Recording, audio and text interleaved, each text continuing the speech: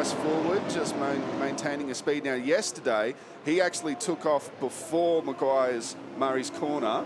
Let's see if he does that again, because it caught a few people napping, thinking that he would actually put the foot down. Here he goes. So Bryce forward now accelerates in the Maguire's corner.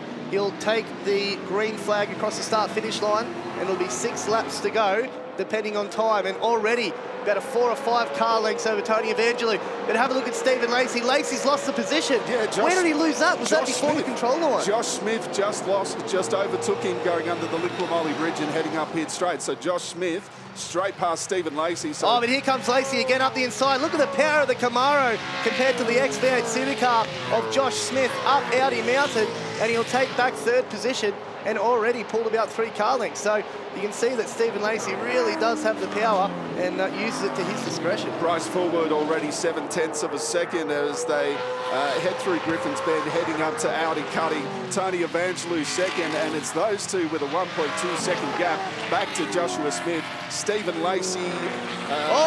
Look at this, Stuart Inwood gives him a bit of a boy. Friendly wave. Not really that friendly, but he's been held up big time. And Stuart shows his discomfort with the driver of the Toronto there. Coming up behind Charles Jobs or Jobsy. Yeah, Charles Jobs. He's another one of our Monaro straight past him. So let's see what kind of charge Stuart Inwood is going to be dropping today, because I think it's going to be a good one. Yeah, but back to the front we go, and this is a great battle for 3rd, 4th, 5th and 6th position with, of course, Stephen Lacey. Stephen Lacey very wide there through Spares box dipper. Did he clip the wall? I don't think he did, but he's held up Josh Smith and Terry Wahoon big time there. Bit of a mistake from Lacey. And Smith and Wahoon go to have a look up the inside of the Camaro. Lacey runs wide again. This is going to allow Josh Smith with a run, but we know that the Camaro's got the horsepower over the 2 V8 Supercars, so they're going to just pull in behind the big wing of the Camaro and try and get a tow down the straight. But this is going to allow Terry Wahoon now to try and have a crack at Josh Smith in the Caltex chase. How good is the straight line speed of the Camaro from Stephen Lacey? Actually pulls out probably about 2 car lengths as they head into Caltex chase. Let's see if Terry Wahoon has a look at Josh Smith as they come through Caltex chase. No, but Stephen Lacey a little slow out of the chase. Let's see what car 11, that's Josh Smith, does as they head into Murray's corner alongside and passed for into 3rd place. Josh Smith past Stephen Lacey, but out front, Bryce forward, Tony Evangelou, they've got the race to themselves. Yeah, Steve Lacey's going to lose another position here, because here comes the experienced Terry Wahoon up the inside of Virgin Australia corner, and now they're going to go up Audi Mountain, and we know that Steve Lacey's got the power. So can he get back past the Lubrimax Falcon of Terry Wahoon? I'm going to say yes, right over the hill, but Josh Smith has already pulled a bit of a gap, so he won't be able to challenge him for 3rd position again. He's going to have to be nice and clean this lap and try and get the run down Conrod. Now, we're getting reports that there is some fluid on the track as well, possibly some sort of coolant, so I'm sure the officials are keeping an eye on that as the Riverwall Constructions combined sedans make their way around this 6.2 kilometre course. Bryce forward set a fastest lap last time at 2:11.9. Tony Evangelou right behind him. His best has been a 2:13, so the speed certainly with Bryce forward. Gee, look at this battle cookie over the top of the hill. Terry Wahoon with a massive slide through Bartlett's Folly. Then they go into Reed Park, and it wouldn't surprise me if Steve Lacey has a bit of a problem with this car, because it looks like it's handling terribly at the moment as they make their way down the coat side. Now let's have a look at the restart again. Bryce forward, he actually took off, and look, just car 49, he was actually Terry Wahoon, just had a little bit left and right, just trying to get a bit more warmth in those tyres before taking off. Right, so what's happened here is Stephen Lacey has made a mistake on the restart. That's allowed Josh Smith to go up the inside, but he's passed him on the before the control line. So that's going to have to be up to the officials whether they give Josh Smith the penalty or not. And the control line, just for people watching and also around the track, is the control line essentially underneath the Liquimoli Bridge here? Yeah, that's exactly right. So where the finish line is, that is the control line.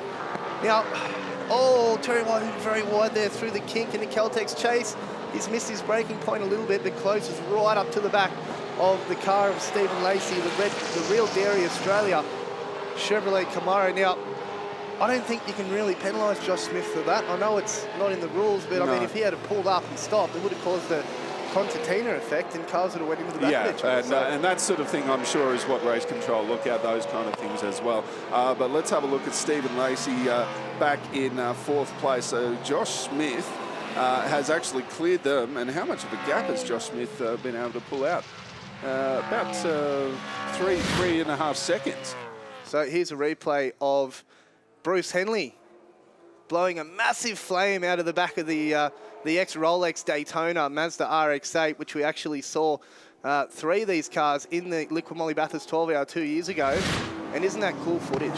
Side by side with Glenn Melling as they came over the top of towards Skyline. You've got Glenn Bethune there. Glenn Bethune on screen coming out of the Bentley elbow.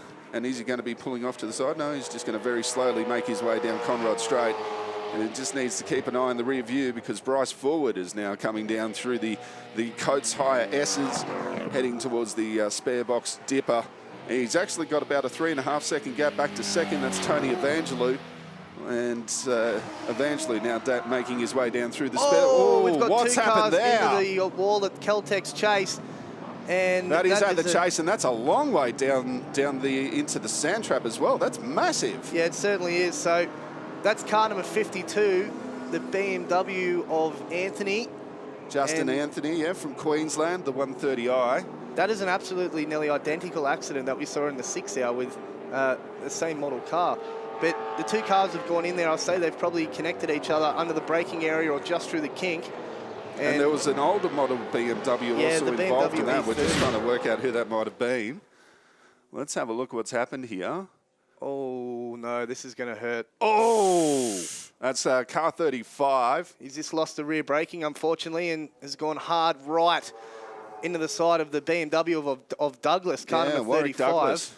And has done a lot of damage to the side of that E30. So here we go again. Let's have a look. This is at...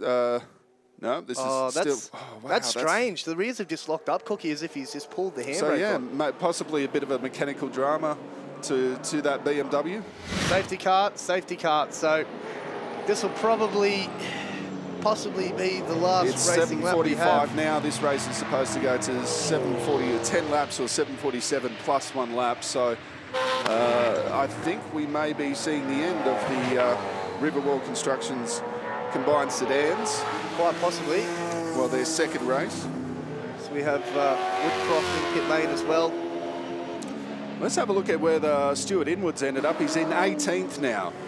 Started rear of the grid, currently in 18th. So this is what Stuart Inwood doesn't want because he's making his way up the field quite nicely. Yeah. So let's run through the top 10 for you. It's Bryce Fullwood, the young 18-year-old out in front, and will probably take the win under safety car conditions. So we have Tony Evangelou in second, Joshua Smith in third, Terry Wahoon in fourth, Stephen Lacey in fifth position. I would say he could be nursing a problem in that car because it just doesn't look on song at all.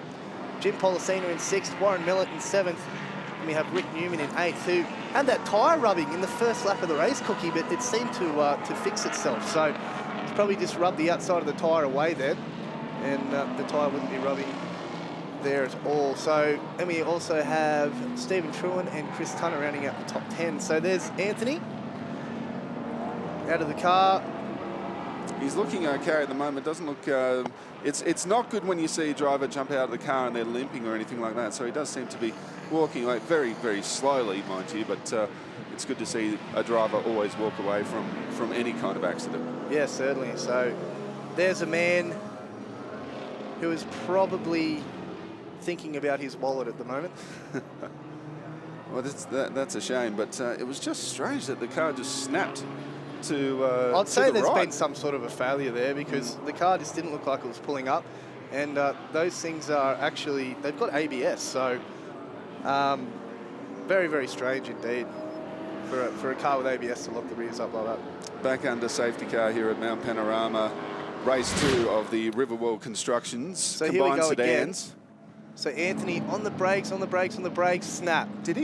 Was there a little patch of something on the circuit? No. Definitely something has failed in that car. I'll put money on it. Okay. Look at the rear end of Douglas's BMW as well. You got a feel for Douglas, just the innocent bystander in that one. That's a real shame as well, just minding his own business, and the definitely the left rear of that car looks extremely second-hand now. Look at this. Bang. It's a big hit. Tell you what, it could have been a lot worse though, so they've probably got out of that very lightly actually. So yeah, the cars come back around under the Liquimolly Bridge. Let's not forget as well, if you want to go over to Harris Park, they have plenty of stalls and merchandise and things that you can run over there and get some stuff like the Liquimolly. They've got sunglasses if you want sunnies. You can buy pizza. It's pretty cool. Pizza? You can buy pizza. Nice. Yeah. Oh, there we go. We've got a car going off in the background. And I think that might have been Hardman, actually. No, it wasn't Hardman. It was the Silver V, the VR Walkinshaw Commodore. Okay, we'll work that out who that was, and we'll find out in a second. Stephen Truan, I believe it would be. Oh, Stephen Truan, yes. So he's just gone straight off there at Virgin Australia corner. There he is. So problems for Truan. Heading up towards Boundary Road, and I don't know if you get to the end of that, hang a right then a left, you're on your way to Blaney. Yeah, no one wants to go to Blaney. No, Blaney's fine. I know plenty of people from Blaney who are probably at the track. So. Oh, sorry about that, Blaney people. Bryce Forward, so another, would you say, dominant drive from Bryce Forward? It's certainly, yes, definitely, definitely. A very good drive from the Territorian. Hey, look at the kids on top of the truck. There you go, boys. Give them a big wave. They're enjoying that. They're absolutely loving it. And as the cars go by. Actually, pretty sure those two kids are there when I hit the ball in October. I'm actually 100% positive. Very quickly with combined sedans, there's 3 different types of cars. You've got the space frame, which is kind of what Stephen Inwood and Stephen Lacey are.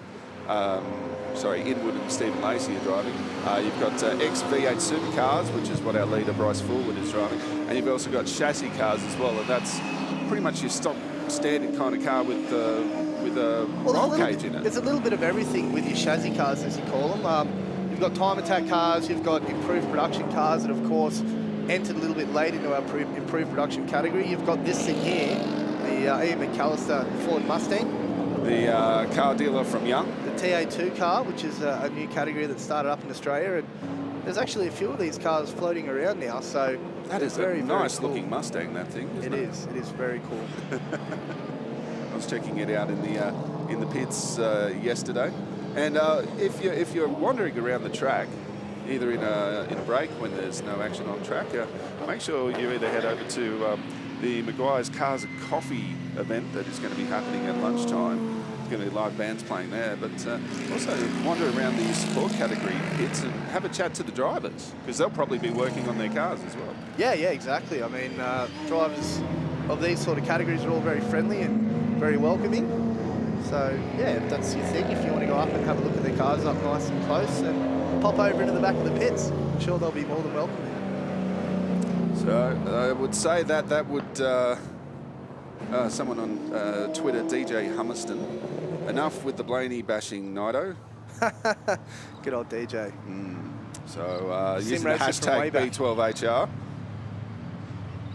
Bryce Forward, Tony Evangelou, Joshua Smith, that will be the podium for race 2.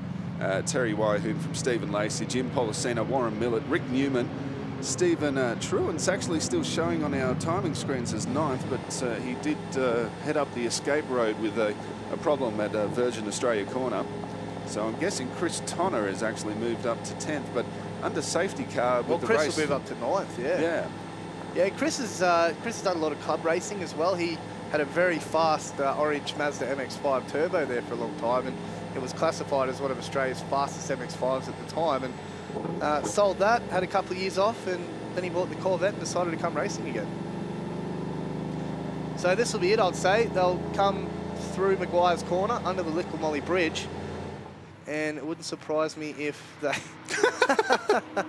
caution blind dog. Welcome to Australia, ladies and gentlemen. Yes. For anyone watching the live feed via the Bathurst 12-hour website. And a lot of people may not know this. There are actually properties on Mount Panorama. There's vineyards. There's all sorts of stuff up around the mountain. Here we go, checkered flag, and that will end race 1 of the Riverwall Constructions combined sedans here at Mount Panorama. So good win for Bryce Forward. That's 2 from 2. And he'll be quite pleased with that result. It's always good to come away, doesn't matter what category you're in, with saying that, hey, I won Bathurst on the weekend. Pretty cool. It's pretty cool. That's pretty good. Yes. You know. Bryce Forward from Tony Evangelou, Joshua Smith in fourth. Terry Waihoon, Stephen Lacey in fifth. Good battle between Stephen Lacey, Joshua Smith and Terry Waihoon. Jim Policena back in sixth, kept his nose clean with Warren Millett, then Rick Newman, Chris Tonner. Marty Miller rounds out the 10. Yeah, well done to Marty. So this is Marty's first time at Mount Panorama in a V8 Supercar. We usually see Marty compete in the improved production races in a VZ Commodore. So Marty's done a good job there to get himself up into the 10. Still coming to grips with this car, but I'm sure that he'll improve over the weekend.